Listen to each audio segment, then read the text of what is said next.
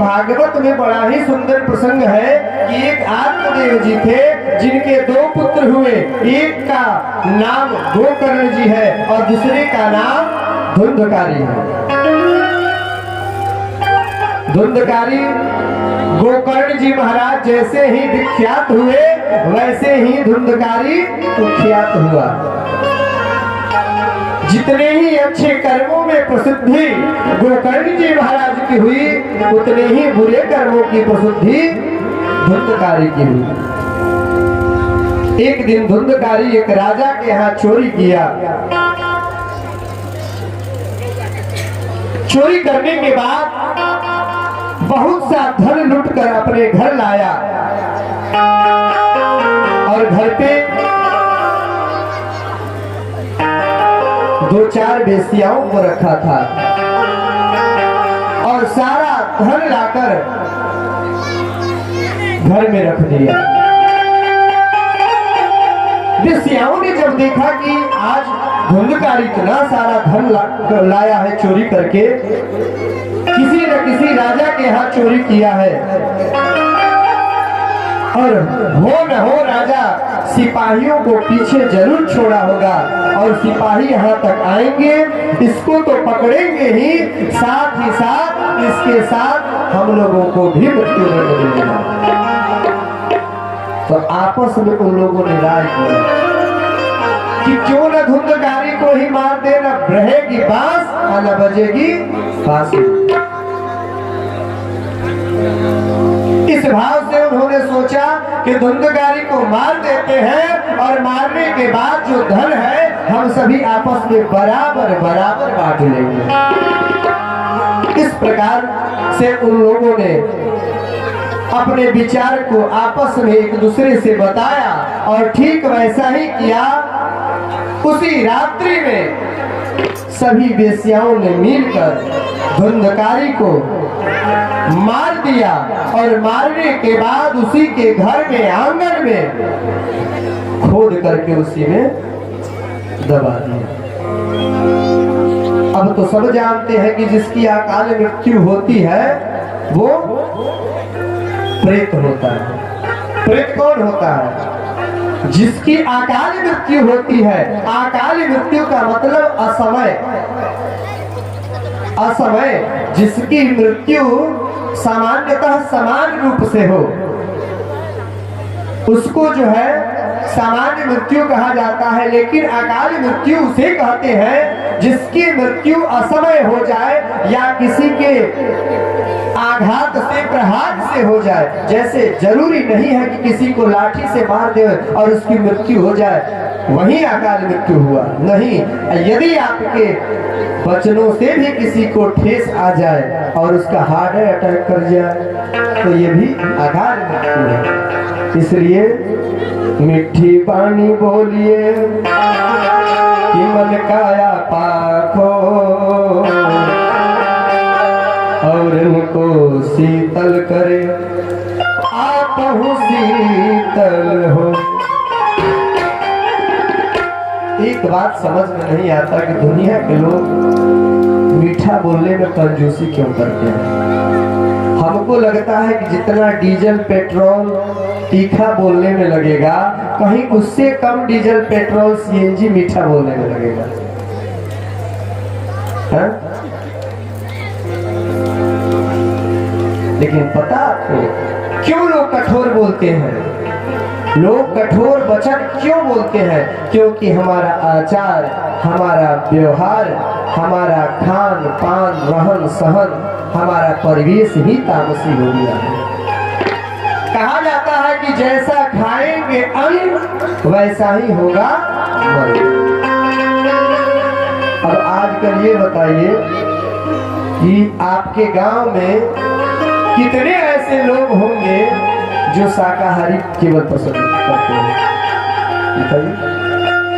हमको लगता है कि हाँ तो जो है आप ही लोग अपवाद ही है, उदाहरण ही है आप लोग। हमको नहीं लगता कि इससे ज्यादा और कोई होगा। हमको लगता है कि 1000 में 50 लोग मिल जाए वही बहुत है। 1000 में 10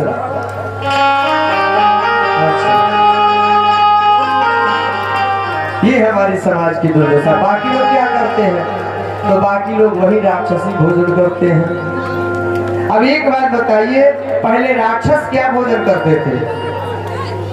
मांस करते थे ना, इसलिए उनको राक्षस कहा जाता था।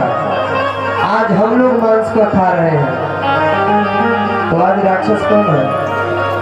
हम ही लोग हैं, हम ही लोग राक्षस हैं। उस समय में वे राक्षस मांस खाकर अत्याचार करते थे, लोगों को परेशान करते थे। आज जो लोग परेशान कर रहे हैं, समझ जाइए कि वही है, केवल रूप बदल कर आए हैं, क्योंकि राक्षस तो मायावी होते ही हैं। एक दिन मां पार्वती ने भोलेनाथ से प्रश्न किया कि प्रभु, सतयुग में, त्रेता में, द्वापर में राक्षसों की पहचान होती थी कि उनके बड़े बड़े सिंह होते थे, बड़े बड़े बाल होते थे, बड़े बड़े दांत होते थे, उनका विकराल स्वरूप होता था। प्रभु वो पहचान में आ जाते थे कि ये राक्षस है और ये इंसान है, ये देवता है, ये यक्ष है, ये किन्नर है आदि। लेकिन कलयुग में कैसे होगा प्रभु? कलयुग में तो सभी समान रूप धारण किए हैं। भगवान बोले कि कलयुग में भी है इसका पहचान। माता जी बोली क्या पहचान है बताइए? बड़ी सुंदर बात बाबा बोले। बाबा भोलेनाथ बोले माता जी से कि गुरु पितुमातना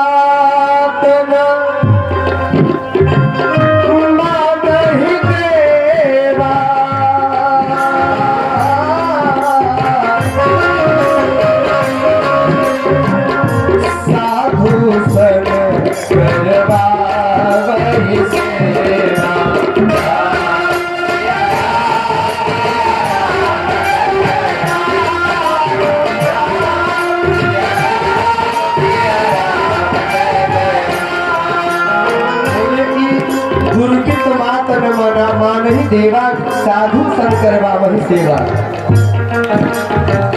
जिनके यहाँ चरण भवानी,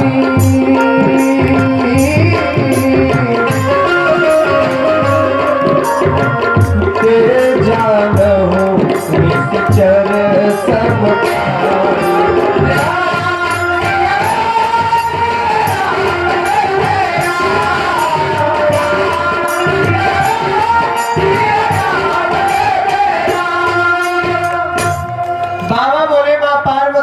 बहुत बड़ा इसका टोटका नहीं है, बहुत छोटा टोटका है कलयुग में राक्षसों का पहचान कर लेना।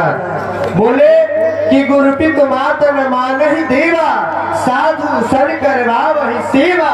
जिनके यह आचरण भवानी, ते जानहु निश्चर सब प्राणी।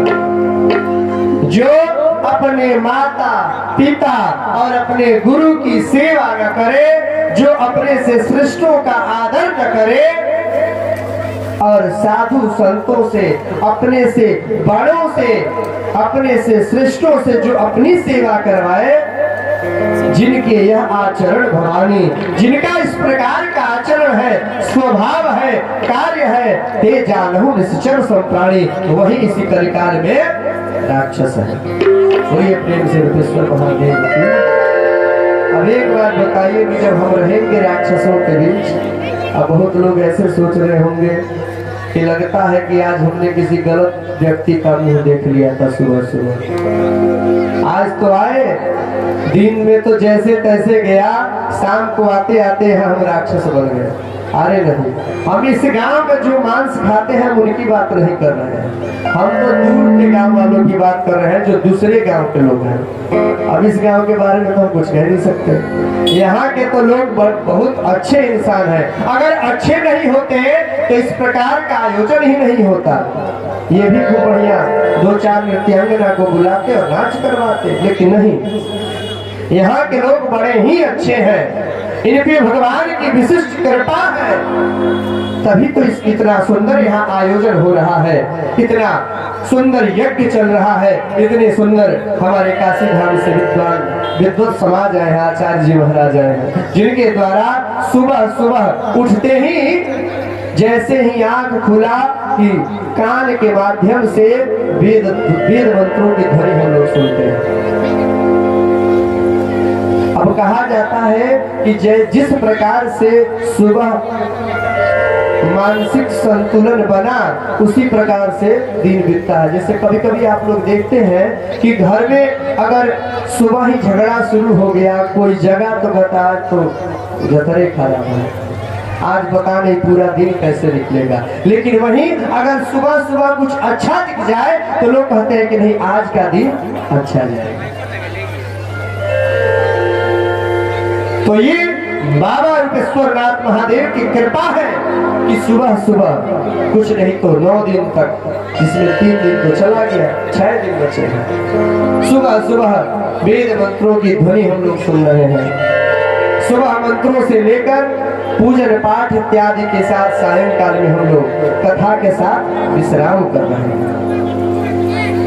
धन्य है इस क्षेत्र के लोग, धन्य है वो माँ जिसके गर्भ से ऐसे संतान जन्म लिए हैं जिनके मन में भगवान के प्रति इतनी सुंदर अनुराग है। और कहीं न कहीं ये तो समय की दोष है, मनुष्य कभी भी गलत नहीं होता है, मनुष्य कभी भी गलत नहीं होता है, गलत तो समय होता है। अरे केहू बुरा न होला, वक्त बुरा करेगा, कोई बुरा नहीं होता है।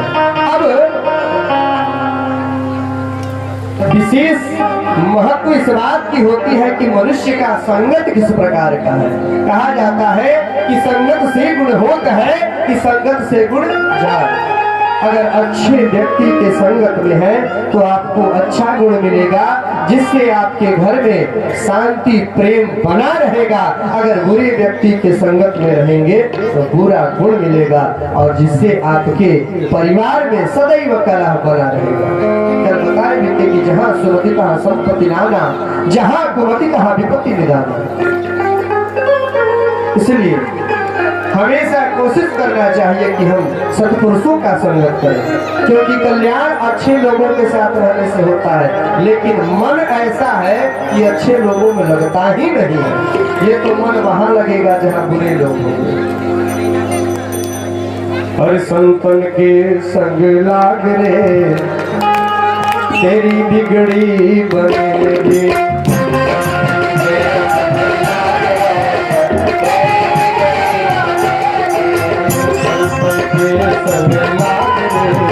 तेरी अच्छी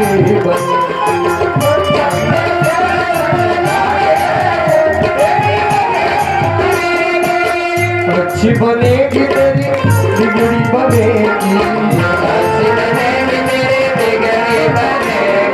बिगड़ी बनेगी, अच्छी बनेगी, अच्छी बनेगी, तेरी बिगड़ी बनेगी, संतन के संग लाग रे।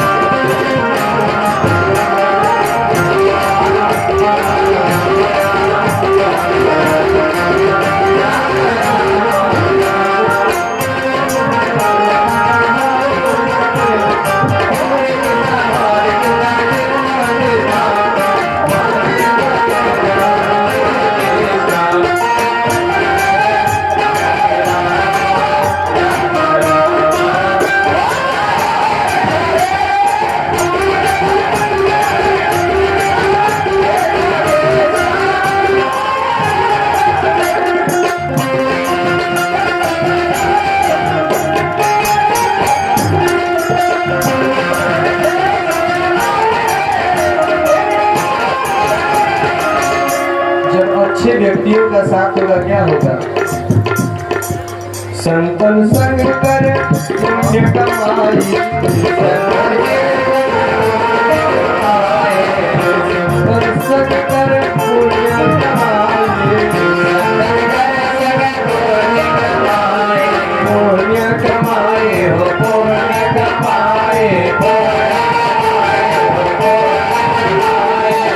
संतन संग कर पुण्य कमाए,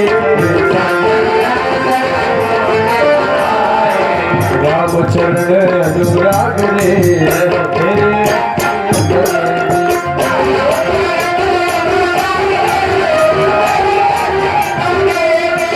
संतन के संग लाग रे तेरे अच्छे बन।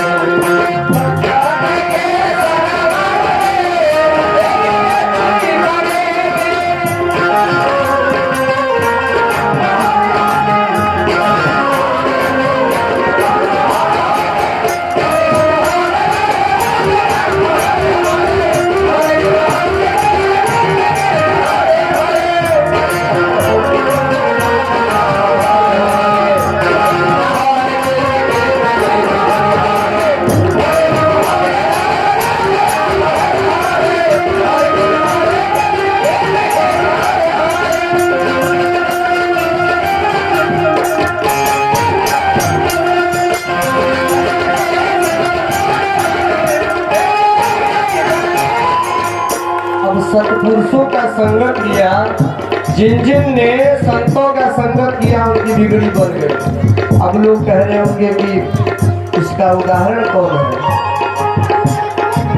गुरु जी की बन गई, प्रहलाद जी की बन गई। आपने सुना होगा कि ध्रुव जी महाराज के गुरु जी का नाम नारद जी है,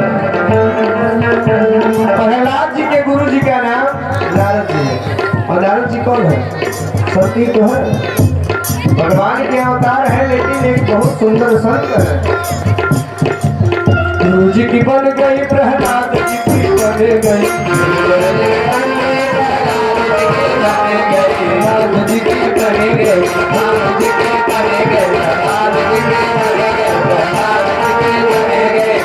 गुरु जी की बन गई, प्रहलाद जी की बन गई। कैसे बनी? उन्होंने गुरु की बात को माना और भगवान के भजन में लगे। तो हमको क्या करना चाहिए? हमें भी अपने मन को मनाना चाहिए। और करना क्या चाहिए? हरि सुमिरन में लाग रे तेरे बच्चे बनेंगे,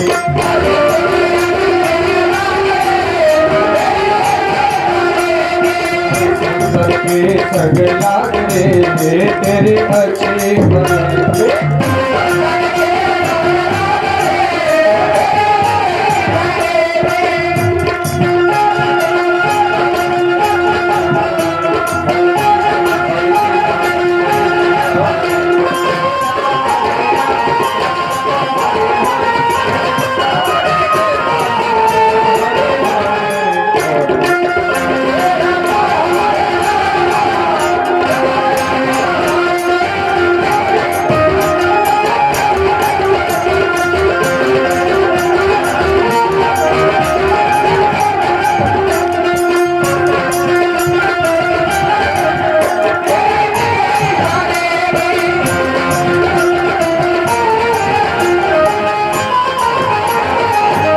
भगवान के भजन में ऐसी शक्ति है,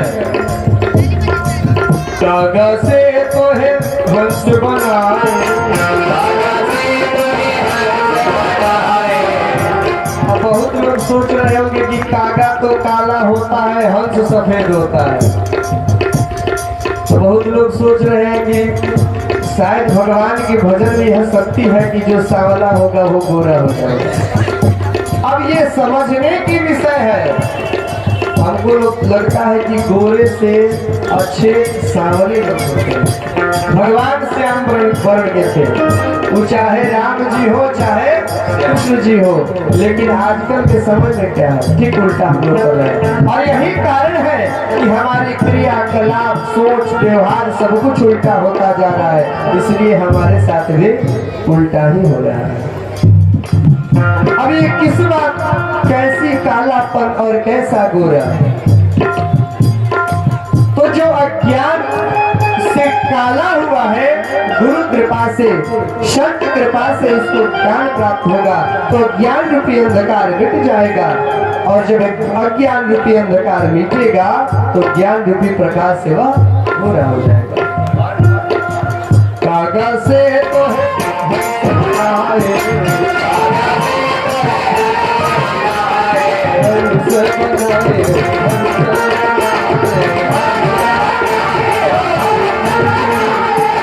कागज से तो है हंस बनाए, मिट जाओ तेरे बाग में।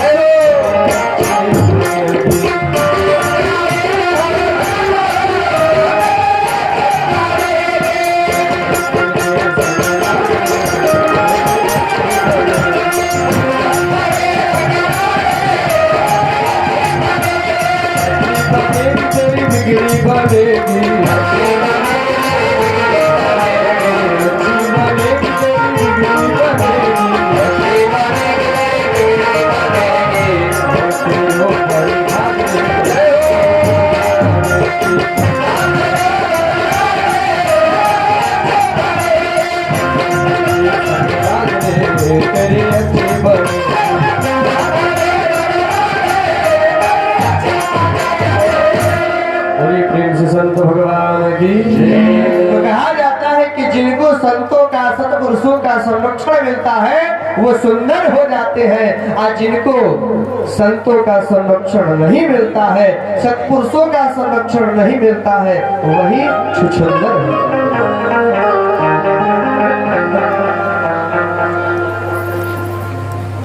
इस धराधाम पे 3 प्रकार के व्यक्ति पाए जाते हैं, जिसमें 2 लोगों को तो हम लोग इस चर्म चक्षु से देख लेते हैं, लेकिन एक लोग नहीं देखते हैं, उन्हीं का नाम भगवान है।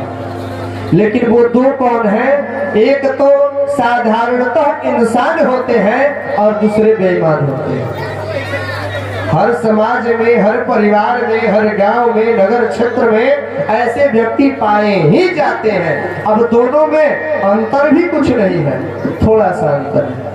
अंतर क्या है? गलती तो दोनों करते हैं, वो चाहे इंसान हो चाहे भगवान हो। अगर गलती ही नहीं करे तो भगवान हो जाए। तो गलती इंसान भी करता है, गलती भगवान भी, बेईमान भी करता है। अंतर ये है कि इंसान गलती को मान लेता है, स्वीकार कर लेता है, लेकिन बेईमान नहीं करता, उसके बाद भी उलटता रहता है, अरे नहीं हो नहीं सकता, हम ऐसा कर ही नहीं सकते उसको। हालांकि उसकी आत्मा जो है कभी वो झूठ बोलने को बाधित नहीं करती, लेकिन स्वभाव जो है कि वह झूठ बोल देता है। तो निवेदन कर रहे थे आपसे कि धुंधकारी जो 3-4 वेश्याओं को रखा था, उन्होंने उसे मार करके उन्हीं के आंगन में उसे गाड़ दिया। वो बहुत भारी प्रेत बना, और उस धुंधकारी के अत्याचार से माता पिता तो पहले ही प्राण त्याग दिए थे। उसके भाई जो गोकर्ण जी महाराज थे, वो भी घर छोड़कर जंगल में तपस्या के लिए चले गए। अब जब गोकर्ण जी महाराज बहुत दिनों के बाद उनके मन में ऐसा ख्याल आया कि हम चले और जो है अपने घर की जो है हाल चाल ले, किस प्रकार की व्यवस्था है, हमारे माता पिता कैसे हैं, हमारे बंधु कैसे हैं, हमारे गांव नगर के लोग कैसे हैं। इस विचार से जब गोकर्ण जी महाराज अपने घर को आए तो देख रहे कि घर में कोई है ही नहीं। रात्रि को सो गए। गोकर्ण जी महाराज जैसे ही रात्रि को सोए तो कौतुक देख रहे हैं, बड़ा कौतुक देख रहे हैं कि कोई जीव है, कभी सूअर का रूप बनाता है, कभी भैंसे का रूप बनाता है, कभी बकरी का रूप बनाता है। इस प्रकार से बार बार अपने रूप को बदल रहा है। इसके बाद गोकर्ण जी महाराज पूछे, कौन हो तुम, सामने आओ। कुछ बोल नहीं रहा। गोकर्ण जी महाराज अपने कमंडल से जल लिए और उसे अभिमंत्रित करके छोड़ दिए। वह धुंधकारी प्रेत रूप धारण करके बैठकर रोने लगा। भैया हमने बहुत बड़ी गलती की। जब हमने गलती की हमें समझ नहीं आया, उस समय हमारी बुद्धि मारी गई थी। जिस माँ ने हमें 9 महीने तक गर्भ में रखा, मैंने उसे कुएं में धकेल दिया। पिता हमारे भय के मारे वन में जाकर गंगा जी ने अपने प्राण को त्याग दिए। और भैया कहीं न कहीं आप हमारे ही भय से घर छोड़कर जंगल में चले गए और इसी का फल मैं आज भुगत रहा हूँ। भैया मैं आप ही का छोटा भाई धुंधकारी हूँ और मैं आज प्रेत योनि को प्राप्त हुआ हूँ। पंडित जी महाराज बोले कि तुम प्रेत कैसे बने, इस वृत्तांत को सुनाओ। फिर धुंधकारी ने सारी कथाएं सुनाया कि हमने एक दिन राजा के घर में चोरी किया और बहुत से धन लाया घर में। वेश्याओं ने हमें मारकर धन को लेकर यहाँ से भाग गई और उन्होंने मुझे मार दिया, इसीलिए मैं प्रेत बन गया। और भैया ऐसा है कि प्रेत योनि में प्यास तो बहुत लगता है, लेकिन जल मैं नहीं पी सकता, मुझसे पिया में बहुत कष्ट होता है। एक बात जानिएगा, बहुत हमारे समाज में ऐसे लोग होते हैं जो बात बात में आत्महत्या की बात करते हैं, खासकर हमारे माता जी लोग। आप लोगों से हम आप निवेदन कर रहे हैं कि ये जो बात बात में घर में मरने और मारने की बात होती है ना, कि जो है हम जहर खा लेंगे, फांसी लगा लेंगे, आप ही के चलते कुछ कर लेंगे, जब पति पत्नी में तू में होता है। एक बात बताएं, जितना जीवन में परिवार में आपको कष्ट नहीं हो रहा है, कहीं इससे लाख गुना भी कम कहा जा सकता है, करोड़ गुना अधिक कष्ट प्रेत योनि में होता है। इस योनि में तो चलो सास कुछ कह रही है, ननद कुछ कह रही है, देवर कुछ कह रहे हैं, चलो उसके बाद पति देवता है तो वो कुछ सुना रहे हैं, सुनने को तो मिल रहा है ना, चकाचक बनाओ खाओ। देहात में एक बात कहा जाता है कि कौआ टर्रात है और धान सुतर, ऐसे ना। तो जो बोल रहा है उसको बोलने दीजिए, कुछ देर तक बोलेगा। जब तक जनरेटर में तेल है तब तक जनरेटर चलेगी, और जैसे ही तेल खत्म होगा जनरेटर बंद हो जाएगी। तो अगर कोई आपको लगता है कि हमने गलती नहीं किया है, फिर भी हमारे परिवार वाले, हमारे घर वाले हमें बोल रहे हैं, तो उनको बोलने दीजिए। कब तक बोलेंगे? एक कहा जाता है कि जो सहता है उसी का समय आने पर लहता है। जो सहता है समय आने पर उसी का लहता है, उसी की बात सभी मानते हैं। इसलिए परिवार में जो चल रहा है उसको चलने दीजिए। कभी भी उससे परेशान होकर जो हम लोग बात बात में आत्महत्या की बात करते हैं, इस प्रकार की धारणा को हटा दीजिए। यहाँ तो बात सुनने के बाद चकाचक पकौड़ी बनाओ, चाय बनाओ, खा पी के मौज मस्ती करो। लेकिन प्रेत योनि यदि प्राप्त हो गया, पकौड़ी तो दूर की बात है, चाय भी नहीं पी पाते हैं प्रेत। जल पीने में भी कष्ट होता है प्रेतों को। और जो अकाल मृत्यु में मरेगा, जो आत्महत्या करेगा, उसको तो प्रेत बनना ही पड़ेगा, चाहे उसके परिवार वाले कुछ भी करें। जो इस जीवन को प्राप्त करके पुण्य नहीं कमाया, उसके नाम पर मरने के बाद चाहे कुछ भी कर लो, उससे कुछ होने वाला। अरे जब तक आग जल रहा है उस पे सब्जी नहीं बनेगी, तो आग बुझने के बाद क्या? कुछ नहीं, नमक मसाला कुछ भी डाल लो, 100 ग्राम 200 250 ग्राम 1 केजी डाल दो, उससे कुछ नहीं होने वाला है।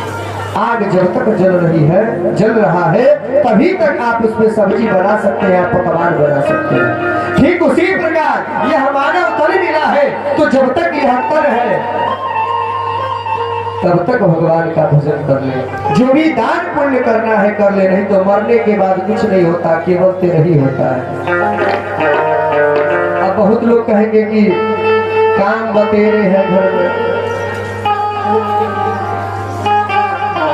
काम बतेरे हैं, अब काम करें कि भगवान का नाम ले। तो इसके लिए एक बड़ा छोटा सा उपाय बताते हैं कि काम करते रहो जपते रहो।